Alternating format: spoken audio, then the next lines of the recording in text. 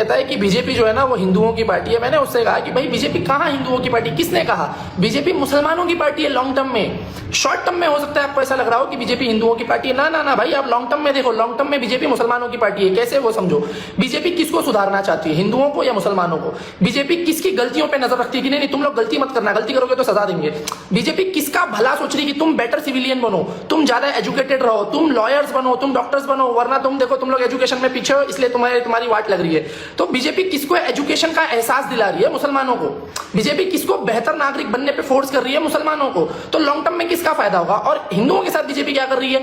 उनके ऊपर कोई खास केस नहीं होता, कोई केस है भी तो छोड़ो भगाओ, मतलब इग्नोर कर दिया जाता है, खत्म कर दिया जाता है, जिसकी वजह से हो ये रहा है कि जो हिंदू यूथ है वो बहुत ज्यादा, हद से ज्यादा धार्मिक बनता जा रहा है और एजुकेशन में पिछड़ता जा रहा है। अब वो रैलियों में जाना पसंद करता है, वो जय श्री राम के नारे में ही खुश है, उसको एजुकेशन से बहुत ज्यादा कनेक्टिविटी है नहीं। और मुस्लिम्स अपने रिलीजन के साथ साथ अब वो एजुकेशन में भी इन्वॉल्व हो रहे हैं, एजुकेटेड होने की कोशिश कर रहे हैं, टाइम पे टैक्स देने की कोशिश कर रहे हैं, एक बेहतर सिविलियन बनने की कोशिश कर रहे हैं, एक ज्यादा अच्छा इंडियन बनने की कोशिश कर रहे हैं, इंडिया को लेकर ज्यादा वफादार और ज्यादा पेट्रियोटिक होने की कोशिश कर रहे हैं।